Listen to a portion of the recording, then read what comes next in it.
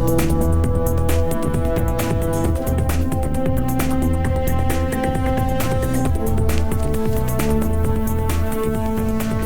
আসসালামু আলাইকুম, শুভেচ্ছা সহ আমন্ত্রণ জানাচ্ছি দেশের এবং দেশের বাইরের সকল দর্শক শ্রোতাকে চ্যানেল আই সংবাদে। সংবাদ আয়োজন নিয়ে বার্তাপক্ষে রয়েছি আহমেদ মেহেদি হাসান।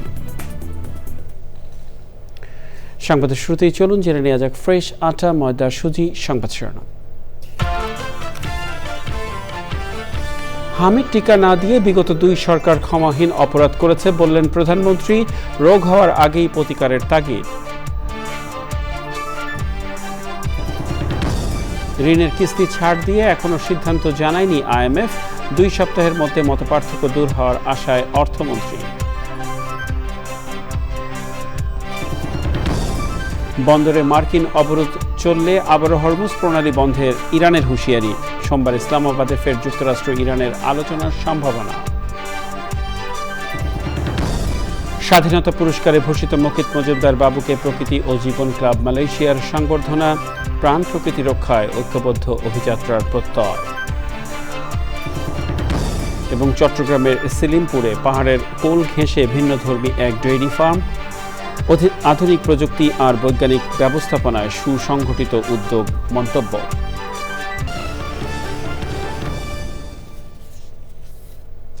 সংবাদ শিরোনামগুলো জানাচ্ছিলাম প্রিয় দর্শক। এখনকার সংবাদ আয়োজনে একই সঙ্গে চ্যানেল আইয়ের ইউটিউব চ্যানেলে এবং চ্যানেল আইয়ের OTT প্ল্যাটফর্ম আই স্ক্রিনে লাইভ স্ট্রিমিং হচ্ছে। যা যাক বিস্তারিত সংবাদে। প্রধানমন্ত্রী তারেক রহমান বলেছেন, বর্তমান সরকার সুস্বাস্থ্যের বাংলাদেশ গড়ে তুলতে চায়। রাজধানীতে উপজেলা স্বাস্থ্য ও পরিবার পরিকল্পনা কর্মকর্তা সম্মেলনে তিনি বলেন, রোগ হওয়ার আগে তার প্রতিকার করতে হবে। সবার জন্য চিকিৎসা নিশ্চিত করার কথা বলে প্রধানমন্ত্রী জানিয়েছেন, স্বাস্থ্য খাতে GDPর 5% বরাদ্দ দেবে সরকার। হামের টিকা না দিয়ে বিগত 2 সরকারই ক্ষমাহীন অপরাধ করেছে মন্তব্য করে প্রধানমন্ত্রী বলেন, পরিস্থিতির উন্নতির জন্য দ্রুত টিকা দেয়া সহ সব ধরনের ব্যবস্থা নিয়েছে বর্তমান সরকার। রাহুল রায় রিপোর্ট। রাজধানীর ওসমানী স্মৃতি মিলনায়তনে উপজেলা স্বাস্থ্য ও পরিবার পরিকল্পনা কর্মকর্তা সম্মেলনে যোগ দেন প্রধানমন্ত্রী তারেক রহমান। স্বাস্থ্য খাতে গুরুত্বপূর্ণ অবদান রাখায় 6 জন স্বাস্থ্যকর্মীর হাতে পুরস্কার তুলে দেন প্রধানমন্ত্রী। সারা দেশ থেকে আসা স্বাস্থ্যকর্মীদের বিভিন্ন দাবি পূরণের কথা বলে সবাইকে সুস্থ বাংলাদেশ গড়ে তোলার আহ্বান জানান প্রধানমন্ত্রী। বর্তমান সরকার সুস্বাস্থ্যের বাংলাদেশ এরকম একটি দেশ ধীরে ধীরে গড়ে তুলতে চায়। চিকিৎসা ব্যবস্থায় বর্তমান সরকারের নীতি হচ্ছে prevention is better then cure. প্রতিকারের চেয়ে প্রতিরোধই উত্তম। আমরা যদি রোগের শুরুতেই রোগ প্রতিরোধের ব্যবস্থা নিতে পারি, তাহলে রোগের বিস্তার মোকাবেলা অনেক বেটারভাবে সম্ভব। আমাদের এই নীতি বাস্তবায়নে উপজেলা স্বাস্থ্য ও পরিবার কল্যাণ কর্মকর্তাদের ভূমিকা, অর্থাৎ আপনাদের ভূমিকা অনস্বীকারযোগ্য। শুধু রাজধানী নয়, সারা দেশের মানুষের উন্নত চিকিৎসা নিশ্চিত করার কথাও বলেন তিনি। দুঃখজনক হলেও সত্য, বর্তমানে বিশেষজ্ঞ চিকিৎসক, বিশেষায়িত হাসপাতাল অথবা উন্নত ল্যাব প্রায় সবকিছুই শহর কেন্দ্রিক, কিংবা আরো সুনির্দিষ্টভাবে যদি আমরা বলতে চাই তাহলে অবশ্যই রাজধানী ঢাকা কেন্দ্রিক। এরকম বাস্তবতা থেকে বেরিয়ে এসে যদি আমরা জেলা উপজেলা ভিত্তিক হাসপাতাল কিংবা ক্লিনিকগুলোর মাধ্যমে উন্নত চিকিৎসা সেবা নিশ্চিত করতে পারি বা চাই, তাহলে বিশেষজ্ঞ চিকিৎসকগণ যেন জেলা উপজেলায় চিকিৎসা সেবা দিতে স্বাচ্ছন্দ্য করবেন। অপরদিকে রোগীদেরকে শারীরিক এবং আর্থিকভাবে আরো কষ্ট করে ঢাকামুখী হতে হবে না। শহর এবং গ্রাম অঞ্চলে স্বাস্থ্যসেবা প্রাপ্তির ক্ষেত্রে বৈষম্য দূর করা বর্তমান সরকারের অন্যতম একটি প্রায়োরিটি। হাম পরিস্থিতি নিয়েও কথা বলেন প্রধানমন্ত্রী। স্বাস্থ্য খাতে ওষুধ শিল্প, চিকিৎসা সামগ্রী, স্বাস্থ্য সেবা, মডার্ন হেলথ টেকনোলজি এবং মেডিকেল বায়োটেকনোলজির মতন অনেকগুলো দিক রয়েছে। সেজন্যই দেশের স্বাস্থ্য খাত নিয়ে বিএনপি সরকারের বিস্তারিত পরিকল্পনাও রয়েছে। এরই অংশ হিসেবে বর্তমান সরকার ক্রমান্বয়ে স্বাস্থ্য খাতে GDPর 5% বরাদ্দ দেওয়ার পরিকল্পনা গ্রহণ করেছে। সারা দেশে শিশুদেরকে হামের টিকা না দেওয়ার ফলে বিগত ইমিডিয়েট 2টি সরকারের জীবন বিনাশী ব্যর্থতা মনে হয় ক্ষমাহীন অপরাধ। ভবিষ্যতে আর কখনোই যাতে এই ধরনের ঘটনার পুনরাবৃত্তি না হয় বর্তমান সরকার সারা দেশে জরুরি ভিত্তিতে হামের টিকা দিয়ে তড়িৎ ব্যবস্থা নেওয়ায় আল্লাহর রহমতে পরিস্থিতি অবনতি কিছুটা রোধ করা সম্ভব হয়েছে এবং আমরা দৃঢ়ভাবে বিশ্বাস করি আপনাদের ঐকান্তিক প্রচেষ্টার ফলে এটিকে আমরা রোধ করে নিয়ে আসতে সক্ষম হব। প্রধানমন্ত্রী তারেক রহমান বলেন, সবাই মিলে একটি মানবিক স্বাস্থ্য ব্যবস্থা গড়ে তুলতে হবে। রাহুল রায়, চ্যানেল আই, ঢাকা। ঋণের কিস্তি ছাড় নিয়ে এখনও কোনো সিদ্ধান্ত জানায়নি আন্তর্জাতিক মুদ্রা তহবিল IMF। ওয়াশিংটন ডিসিতে সংস্থার উপব্যবস্থাপনা পরিচালক নাইজেল ক্লার্কের সঙ্গে বৈঠক শেষে অর্থমন্ত্রী আমির খসরু মাহমুদ চৌধুরী বলেছেন, কিছু বিষয়ে তাদের সঙ্গে আরও আলোচনা দরকার। তার আশা 2 সপ্তাহের মধ্যে সেগুলো সমাধান হয়ে যাবে, তবে দেশের স্বার্থ সরকারের অগ্রাধিকারে থাকবে। সমাপনী সংবাদ সম্মেলনে IMF এর পরিচালনা পর্ষদের সভাপতি সৌদি আরবের অর্থমন্ত্রী মোহাম্মদ আল জাদান আবারও হরমুজ প্রণালীতে জাহাজ চলাচল স্বাভাবিক রাখা এবং যুদ্ধ বন্ধে সদস্য দেশগুলোর সহযোগিতা চেয়েছেন। রিজভি নওয়াজের রিপোর্ট। IMF এর সঙ্গে $5.5 বিলিয়ন ঋণ কর্মসূচি চলছে বাংলাদেশের। এ পর্যন্ত 5 কিস্তিতে $3.5 বিলিয়ন ঋণ পেয়েছে বাংলাদেশ। অন্তর্বর্তী সরকারের আমলে স্থগিত করে রাখা 2টি কিস্তির $1.3 বিলিয়ন ছাড়ে আলোচনা চলছে। জুনের মধ্যে টাকা পাওয়ার আশাও করছে সরকার। IMF এর সদর দপ্তরে বৈঠক শেষে বিষয়টি নিয়ে কথা বলেন অর্থমন্ত্রী। আমি তো মনে করি এখনো আমরা আলোচনা চলছে, সামনের দিকে যে বিষয়গুলো এখনো রিজলভ হয় নাই এগুলো আগামী দিনে আলোচনার মধ্যে আসবে, এটাই পরিষ্কার সিদ্ধান্ত। তারা হ্যাঁ না তো বলার কোনো সুযোগ নাই। আর এটা বুঝতে হবে বিষয়গুলো একটা চলমান প্রক্রিয়া, এটা কোনো একদিনের সিদ্ধান্ত না, 1 ঘন্টার সিদ্ধান্ত না, এটা চলতেই থাকবে। আলোচনা 15 দিন পরও আবার আলোচনা চলবে, তারপরেও চলবে। তো এইসব হচ্ছে this is all work in progress, চলতে থাকবে এবং যত যেতে থাকবো আমরা এর মধ্যে সমাধান হবে, এর মধ্যে আমাদের কাজও চলতে থাকবে। পরিচালনা পর্ষদের বৈঠক নিয়ে সংবাদ সম্মেলনে জানানো হয়, 7 বছর পর আবারও IMF এর সদস্যপদ পুনর্বহাল করেছে Venezuela. Tough reality, shock upon shock upon shock, debt upon debt upon debt, and that in that environment yet another fiscal pressure comes upon them. It's a persistent uncertainty in the global economy. That said, persistent does not mean paralysis. It is our hope that the peace will soon be restored around the world. Kristalina গিওর্গিভা জানান, MD নিয়োগের শর্তাদি প্রতিযোগিতামূলক করা সহ কঠিন কিছু সংস্কার প্রস্তাব অনুমোদিত হয়েছে এবার। বিপুল সংখ্যাগরিষ্ঠতা নিয়ে বিজয়ী বিএনপির নেতৃত্বে গঠিত সরকারের অর্থমন্ত্রী আমির খসরু মাহমুদ চৌধুরীর নেতৃত্বে 11 সদস্যের যে দলটি বিশ্বব্যাংক গ্রুপের বসন্তকালীন সভায় এসেছিল, তারা বিভিন্ন পর্যায়ের বৈঠকে বাংলাদেশ সরকারের অগ্রাধিকারগুলো জানিয়ে গেলেন। এখন অপেক্ষা উন্নয়ন সহযোগীদের কে কতটুকু কিভাবে সাড়া দেবে সেটা জানার জন্য। কিন্তু এর সব কিছু নির্ভর করবে বাংলাদেশ কিভাবে দর কষাকষি করছে তার ওপর। Rizvi Nawaz, channel I, Washington DC, যুক্তরাষ্ট্র। এ পর্যায়ে ইরান যুদ্ধের 50তম দিন।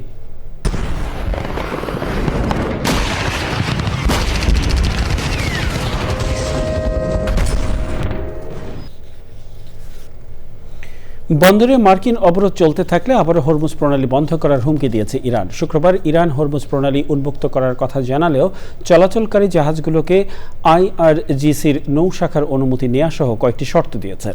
সোমবার পাকিস্তানের রাজধানী ইসলামাবাদে আবারও যুক্তরাষ্ট্র ও ইরানের আলোচনা হতে পারে বলে জানিয়েছেন ইরানের কর্মকর্তারা। এদিকে ইরানের সঙ্গে যুদ্ধ বন্ধে বুধবারের মধ্যে দীর্ঘমেয়াদী কোনো চুক্তি না হলে যুদ্ধবিরতি শেষ সহ আবারও হামলার হুমকি দিয়েছেন মার্কিন প্রেসিডেন্ট ডোনাল্ড ট্রাম্প। এর আগে ইরান তাদের সমৃদ্ধ ইউরেনিয়াম যুক্তরাষ্ট্রে পাঠাতে রাজি হয়েছে বলে দাবি করেছিলেন ট্রাম্প, তবে তার এ দাবি নাকচ করেছে ইরান। মীর আমিরুল আলমের রিপোর্ট। ইরান হরমুজ প্রণালী উন্মুক্ত করার ঘোষণা দিলেও মার্কিন প্রেসিডেন্ট ডোনাল্ড ট্রাম্প বলেছেন, ইরানের বন্দরগুলো ঘিরে মার্কিন অবরোধ বজায় থাকবে। ট্রাম্পের এমন অবস্থানের বিরুদ্ধে হুঁশিয়ারি দিয়েছে ইরান।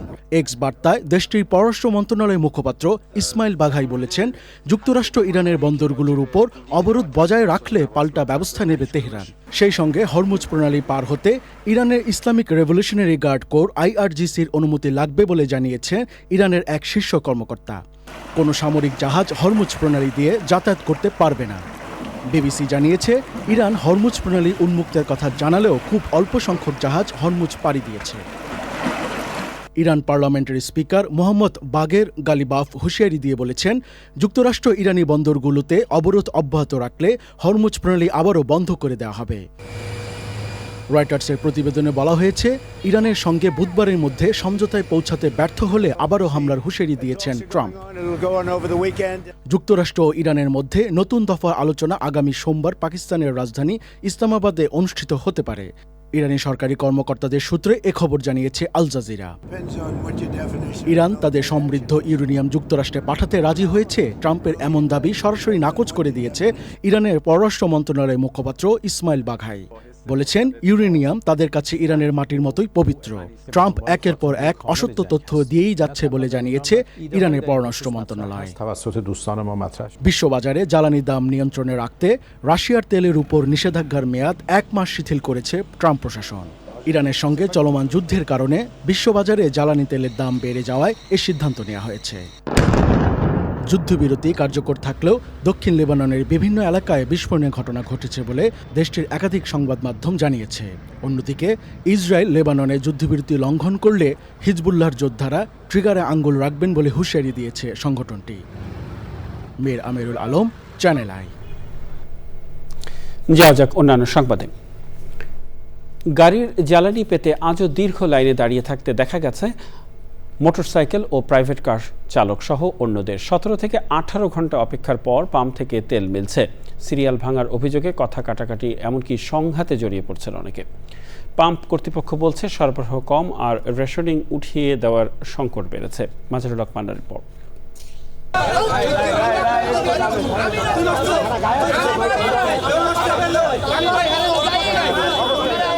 জ্বালানি তেল পেতে ফিলিং স্টেশনগুলোর সামনে মোটরসাইকেল চালকদের দীর্ঘ অপেক্ষার সময় সিরিয়াল ভাঙার অভিযোগে উত্তেজনা ছড়িয়ে পড়ার এমন দৃশ্য এখন নিয়মিত।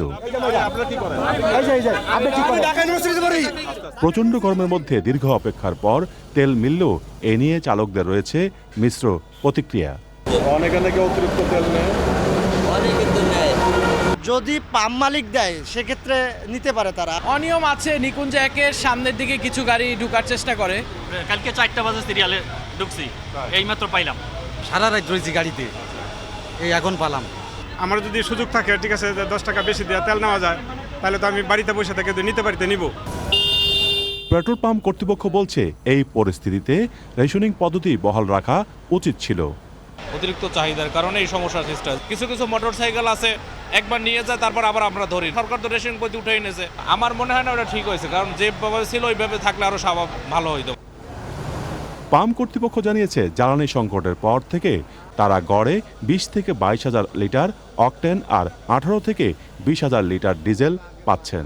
স্বাভাবিক সময়ে 45 থেকে 50,000 লিটার অকটেন এবং 25 থেকে 27,000 ডিজেল দেওয়া হতো। Mazharul Haque Manna, Channel i, Dhaka. Close the deal. Let me know. All right? Okay. Bye-bye. বাংলাদেশে রিয়েল এস্টেট মার্কেট কত দ্রুত বাড়ছে সেটা আমি সবসময় ফলো করতাম, চাইতাম দেশে ইনভেস্ট করতে, কিন্তু আমেরিকান সিটিজেন হয়ে বাংলাদেশে ফাইন্যান্সিং পাওয়াটা কঠিন। সেই রাস্তা থেকে সহজ করে দিয়েছে ফ্রেমওয়ার্ক ফাইন্যান্স। আপনারা যারা দেশকে ভালোবাসেন, দেশে ইনভেস্ট করতে চান, framework finance is the right choice. প্রবাস থেকে নিশ্চিন্তে বাড়ি কিনুন দেশে। এই প্রথম আপনার ইউএসএ ক্রেডিট কোয়ালিফিকেশন দিয়ে বাংলাদেশে ফাইন্যান্স করতে পারবেন আপনার স্বপ্নের ফ্ল্যাট। Framework finance. বিরোধী দলীয় নেতা ও জামায়াতের আমির ডক্টর শফিকুর রহমান বলেছেন, জনগণের অধিকার আদায়ে রাজপথে থাকবে জামায়াতে ইসলামী। শিশু হাসপাতালে চিকিৎসাধীন হাম রোগীদের খোঁজখবর এবং পেট্রোল পাম্প পরিদর্শন শেষে তিনি বলেন, স্বাস্থ্য খাতের অনেক কিছুই সরকারের খাতায় আছে, কিন্তু বাস্তবে নেই। জামায়াতের আমির বলেন, মন্ত্রীরা সংসদে কোনো সমস্যা খুঁজে না পেলেও সমাজের সমস্যার শেষ নেই। বিস্তারিত তাফহিমুল ইসলামের রিপোর্টে। হাম আক্রান্ত শিশুদের খোঁজ খবর নিতে রাজধানীর শিশু হাসপাতাল পরিদর্শন করেন বিরোধী দলীয় নেতা ডাক্তার শফিকুর রহমান। বিরোধী দলীয় নেতাকে স্বাগত জানাতে হাসপাতালে জড়ো হন জামাতে ইসলামীর শতাধিক নেতাকর্মী। নেতাকর্মীদের ভিড় ঠেলে হাম রোগীদের দেখতে যান তিনি। পরে গণমাধ্যমের সাথে কথা বলেন বিরোধী দলীয় নেতা। জানান সরকার বেশ কিছু ভালো উদ্যোগ নিলেও পুরো স্বাস্থ্য খাতে নাজেহাল অবস্থা। পুরা স্বাস্থ্য খাতটি একটা ডিজাস্টার। আমি সেদিন ময়মনসিংহ মেডিকেল কলেজে একজন রোগী দেখতে গিয়েছিলাম, যে দৃশ্য দেখে আসছে এটি হাসপাতাল বলা যাবে না, এটাকে বড়জোর একটা বাজার বলা যেতে পারে। সেখানকার চিকিৎসকরা, কর্মরত কর্মচারী কর্মকর্তারা হিমশিম খান। বেডের ক্যাপাসিটি 1000, রোগী ভর্তি থাকে 3700, 3700। প্রতিদিন আউটডোর থেকে চিকিৎসা নেয় আরও 4000-এর মতো মানুষ। সেই পরিমাণ ম্যান পাওয়ার নাই, অবকাঠামো নাই, লজিস্টিক সাপোর্ট নাই। হাসপাতাল পরিদর্শন শেষে তিনি যান আসাদ গেট সংলগ্ন একটি পেট্রোল পাম্পে। সেখানে জ্বালানি তেলের পরিস্থিতি পর্যবেক্ষণ করেন। এই জাতীয় সংসদে দাঁড়িয়ে যদি জাতিকে অন্ধকারে রাখা হয় এবং সত্য কথা বলা না হয়, যদি অসত্য তথ্য দেওয়া হয়, তাহলে এটা জাতির জন্য দুর্ভাগ্যের এবং লজ্জা। আমরা দুঃখ প্রকাশ করছি যারা এই তেল নিতে গিয়ে ঘন্টার পর ঘন্টা কষ্ট করছেন, রোদে পুড়ে এবং বৃষ্টিতে ভিজে। আমরা যদি পারতাম তাদের দুঃখ দূর করার মতো কিছু আমাদের হাতে থাকতো, আমরা সেটা করতাম। আমরা এখন যেটা পারবো, আপনাদের হয়ে এখন কথা বলবো। জামাতের আমির বলেন, জনগণের অধিকার আদায়ে তারা রাজপথে থাকবেন। তাফহিমুল ইসলাম, চ্যানেল আই, ঢাকা। পরিবেশ প্রতিবেশ রক্ষায় নিরলস প্রয়াসের অবদানের জন্য বাংলাদেশের সর্বোচ্চ বেসামরিক সম্মাননা স্বাধীনতা পুরস্কার প্রাপ্তিতে প্রকৃতিবন্ধু বীর মুক্তিযোদ্ধা মুকিত মজুমদার বাবুকে সংবর্ধনা প্রদান করেছে প্রকৃতি ও জীবন ক্লাব মালয়েশিয়া। এ সময় উপস্থিত বিশেষজ্ঞ ও বিশিষ্টজনেরা অভিনন্দন জানানোর পাশাপাশি প্রাণ প্রকৃতি রক্ষায় ঐক্যবদ্ধ অভিযাত্রার প্রত্যয় ব্যক্ত করেন। বিস্তারিত আলিমার রাজির রিপোর্ট।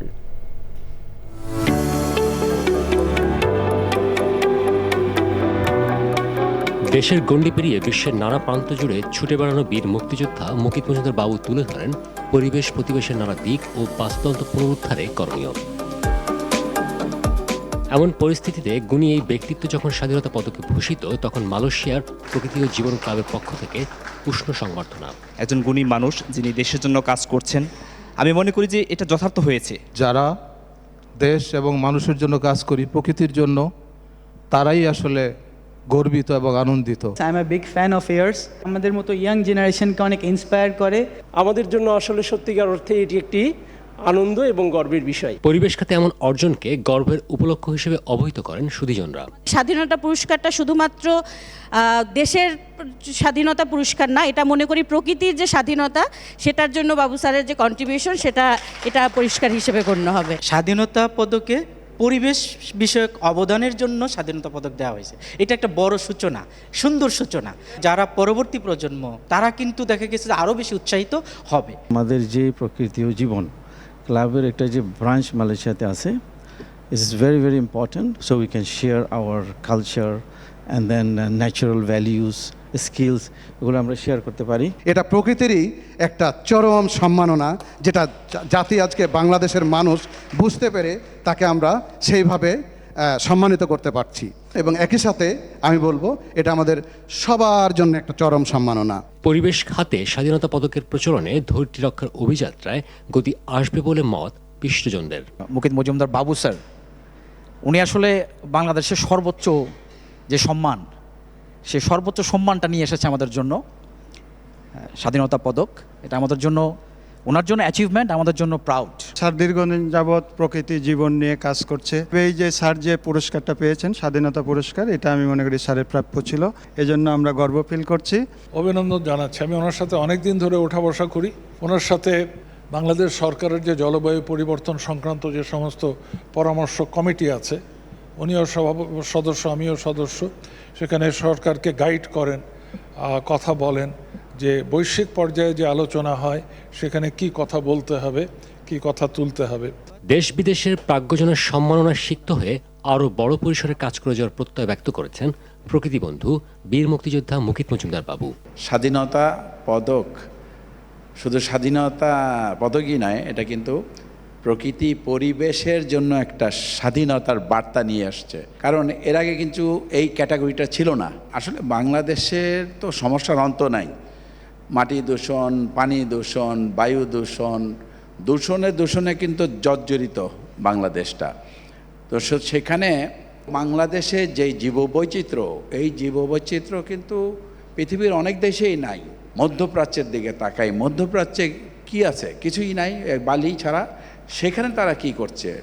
গাছ লাগাচ্ছে, ঘাস লাগাচ্ছে, ওয়াটার বডি তৈরি করছে, বিভিন্ন দেশ থেকে প্রাণী নিয়ে আসছে তাদের তপ্ত মরুভূমিকে শীতল করার জন্য, ইকোসিস্টেমকে ব্যালেন্স করার জন্য। এবং আমরা যদি না জাগি তাহলে কিন্তু আমাদের কখনোই আমাদের দেশটা, আমাদের যেই জায়গায় আমরা দেখতে চাই কিংবা যেভাবে আমরা বাংলাদেশটাকে ভালো রাখতে চাই সেটা সম্ভব না। আমাদের কিন্তু সবাইকে যার যতটুকু ক্ষমতা আছে তার সাথে মমতা মিশিয়ে কিন্তু আমাদের এগিয়ে আসতে হবে। সবাই দোয়া করবেন যাতে যে কাজ করছি সে কাজটিকে এগিয়ে নিয়ে যেতে পারি এবং আমার এই স্বাধীনতা পদকে যেন আমি ভুলে না যাই আমি কি করছি, এবং সেখানে যেন মনে হয় না যেন আমি অনেক কিছু পেয়ে গেছি, এটা যেন কখনোই আমার মধ্যে না আসে, সেই চেষ্টাই থাকবে এবং আপনাদের দোয়া আমাকে এগিয়ে নিয়ে যাবে। পরিবেশ সংরক্ষণ ছাড়াও নানা ক্ষেত্রে নিরলস অবদানের জন্য এবছর 15 বিশিষ্ট ব্যক্তি ও 5টি প্রতিষ্ঠানকে দেশের সর্বোচ্চ স্বীকৃতি স্বাধীনতা পদকে ভূষিত করে বাংলাদেশ সরকার। আলিবর রাজি, চ্যানেল আই, কুয়ালালামপুর, মালয়েশিয়া। চট্টগ্রামের সেলিমপুরে পাহাড়ের কোল ঘেঁষে গড়ে উঠেছে ভিন্নধর্মী একটি ডেইরি খামার। ছোট পরিসরে হলেও আধুনিক প্রযুক্তি আর বৈজ্ঞানিক ব্যবস্থাপনা এটি হয়ে উঠেছে একটি সুসংগঠিত উদ্যোগ। উচ্চশিক্ষিত তরুণ উদ্যোক্তা সাগর চৌধুরীর এই খামার এখন দিচ্ছে পুষ্টি, কর্মসংস্থান এবং নতুন আশার বার্তা। বিস্তারিত জানাচ্ছেন শাইখ সিরাজ। পাহাড় আর সবুজের মাঝে গোছানো এই আয়োজন চট্টগ্রামের সেলিমপুরের চৌধুরী অ্যাগ্রো ফার্ম। আয়তনে বড় নয়, তবে পরিকল্পনায় আধুনিক। আর এই পরিকল্পনার পেছনে আছেন ইংল্যান্ডে বিশ্ব বাণিজ্যে পড়াশোনা করা তরুণ উদ্যোক্তা সাগর চৌধুরী। সবাই হয়তো ছোটবেলায় গরু পছন্দ করে, বাট আমার পছন্দটা স্যার খুবই ব্যতিক্রম ছিল। মানে আমি সবকিছু ছেড়ে দিতে পারি কিন্তু গরু ছাড়তে পারবো না স্যার। আমরা পড়াশোনা করার কারণে যতটুকু এটা নিয়ে কাজ করতে পারছি, হয়তো ওই গ্র্যাজুয়েশন লেভেলটা না থাকলে হয়তো এত ইনডেপথে অ্যানালাইসিস করতে পারতাম না। পরিচ্ছন্ন পরিবেশ, উন্নত জাতের গাভী আর সুষম খাদ্য ব্যবস্থাপনায় এখানে দুধ উৎপাদনে রাখা হচ্ছে গুণগত মানের বিশেষ গুরুত্ব। প্রযুক্তি আর প্রকৃতির সমন্বয়ই এই খামারের মূল শক্তি। বালিতে যখন সে বসে ওদের হাঁটুতে কোনো জয়েন্ট পেইন এবং ফুলে যাওয়া এই জিনিসগুলো আসবে না, 1 নাম্বার। সো গরুর লনজিভিটি বাড়ে। সানলাইট আমি চতুর্দিকে এমন ভাবে করছি যেন সানলাইটটা সবসময় বালির মধ্যে একটা আলো ছায়ার খেলা থাকে। ওই বালিটা আবার ড্রাই হচ্ছে, বালি ওদের পায়ের সাথে লেগে লেগে যখন অনেকটা নিচে নেমে যায় তখন আমরা ফ্রেশ বালি এটার উপরে আবার দিই। এবং এতে আপনি কি দেখেছেন ম্যাস্টাইটিস কম হয়? আমার ফার্মে একটাই ম্যাস্টাইটিস হয়েছে স্যার এই 10 বছরে। আচ্ছা, ম্যাস্টাইটিস একবার, একটা গরুরই হয়েছে 10 বছরে মাত্র একবার স্যার। ডেইলি কত মিল্ক পাচ্ছেন? আমরা 810 লিটার, 815 লিটারের। এখানে উৎপাদিত দুধ থেকে তৈরি হচ্ছে বিভিন্ন দুগ্ধজাত পণ্য। উৎপাদিত দুধের মূল্য সংযোজনের এই উদ্যোগটি যেন দুগ্ধ খাতের একটি কুটির শিল্প। এই খামার শুধু পুষ্টি চাহিদা পূরণই করছে না, সৃষ্টি করছে স্থানীয় কর্মসংস্থানের সুযোগ। শখ যখন পেশায় পরিণত হয়, সাফল্য সেখানে নিশ্চিত। শিক্ষিত তরুণরা তাদের নিজস্ব জ্ঞান দিয়ে যখন এই জাতীয় খামারগুলোকে বা এই উদ্যোগগুলোকে সফলতার একটা জায়গায় নিয়ে যান, তখন সেটি নিশ্চয়ই একটি উদাহরণ হিসেবে দাঁড়ায়। প্রয়োজন এদের এই অভিজ্ঞতাগুলো অন্যান্য খামারিদের মাঝে ছড়িয়ে দেওয়া। সে কারণে প্রয়োজন এদের পাশে রাষ্ট্রকে বা সরকারকে এসে দাঁড়ানো। তাহলে আমাদের এই খামারগুলো আরও অনেক বেশি টেকসই হবে। নতুন নতুন ধ্যান জ্ঞানে আমাদের খামারিরা অনেক বেশি এগিয়ে যাবে। চট্টগ্রামের সেলিমপুর থেকে শাইখ সিরাজ, চ্যানেল আই। সৌদি আরবে পৌঁছেছে বাংলাদেশের প্রথম হজ ফ্লাইট। প্রথম ধাপে শনিবার বাংলাদেশ বিমানের 2টি এবং সৌদি এয়ারলাইন্সের 1টি হজ ফ্লাইট জেদ্দায় পৌঁছে। জেদ্দায় কিং আব্দুল আজিজ বিমানবন্দরে হজ যাত্রীদের স্বাগত জানান সৌদি আরবে নিযুক্ত বাংলাদেশের রাষ্ট্রদূত, সৌদি হজ ও ওমরা মন্ত্রণালয় এবং এয়ারপোর্ট ইমিগ্রেশনের ঊর্ধ্বতন কর্মকর্তারা।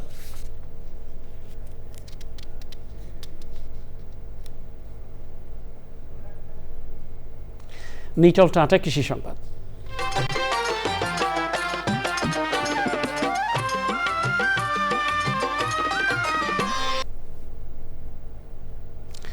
দিনাজপুরে তরুণ কৃষি উদ্যোক্তারা স্ট্রবেরি চাষ করে ব্যাপক সাফল্য পেয়েছেন। চাকরির পেছনে না ছুটে মেধা ও শ্রমকে কৃষিতে কাজে লাগিয়ে তাক লাগিয়ে দিয়েছেন। এই সাফল্য এখন অনেকের অনুপ্রেরণা। অনেকেই আগ্রহী হয়ে উঠছেন বিদেশি এই ফল চাষে। দেখবেন প্রকৃতি সংবাদ।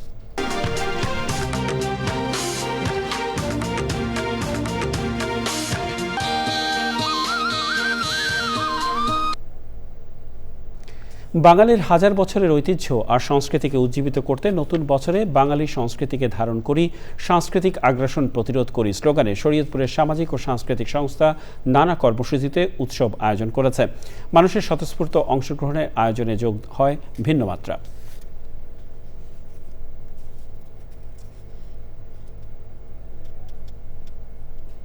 জানাবো খেলার খবর।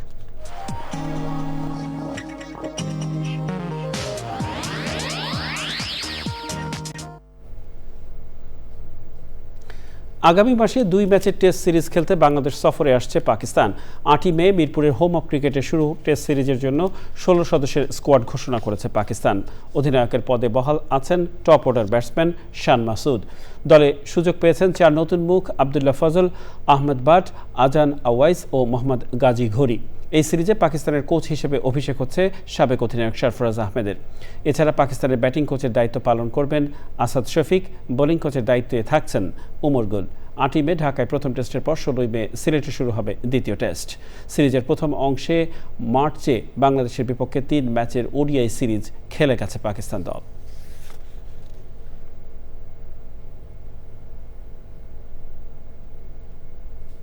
প্রিয় দর্শক, সংবাদের শেষ প্রান্তে আমরা চলুন আরও একবার জেনে নেওয়া যাক যা ছিল এখনকার ফ্রেশ আটা ময়দা সুজি সংবাদ শিরোনামে। হামের টিকা না দিয়ে বিগত 2 সরকার ক্ষমাহীন অপরাধ করেছে বললেন প্রধানমন্ত্রী। রোগ হওয়ার আগেই প্রতিকারের তাগিদ।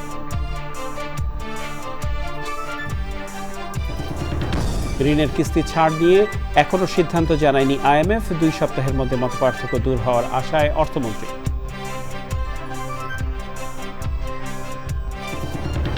বন্দরে মার্কিন অবরোধ চললে আবারও হরমুজ প্রণালী বন্ধে ইরানের হুঁশিয়ারি। সোমবার ইসলামাবাদে ফের যুক্তরাষ্ট্র ইরানের আলোচনার সম্ভাবনা। স্বাধীনতা পুরস্কারে ভূষিত মুকেত মজুমদার বাবুকে প্রকৃতি ও জীবন ক্লাব মালয়েশিয়ার সংবর্ধনা। প্রাণ প্রকৃতি রক্ষায় ঐক্যবদ্ধ অভিযাত্রার প্রত্যয়।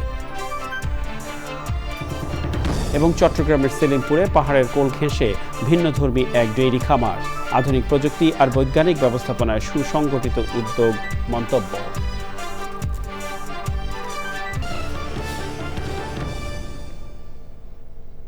প্রিয় দর্শক, দেশের সবচেয়ে জনপ্রিয় টেলিভিশন চ্যানেল আই এর সর্বশেষ সংবাদ জানতে ভিজিট করুন channelionline.com-এ। আমাদের সোশ্যাল মিডিয়া প্ল্যাটফর্মগুলোর পাশাপাশি যুক্ত থাকুন ওটিটি প্ল্যাটফর্ম আই স্ক্রিনের সাথে। আর এর সাথে শেষ করছি এখনকার সংবাদ আয়োজন। সংবাদে এতক্ষণ আমাদের সাথে থাকার জন্য সংবাদ টিমের সবার পক্ষ থেকে আপনাদের আবার শুভেচ্ছা।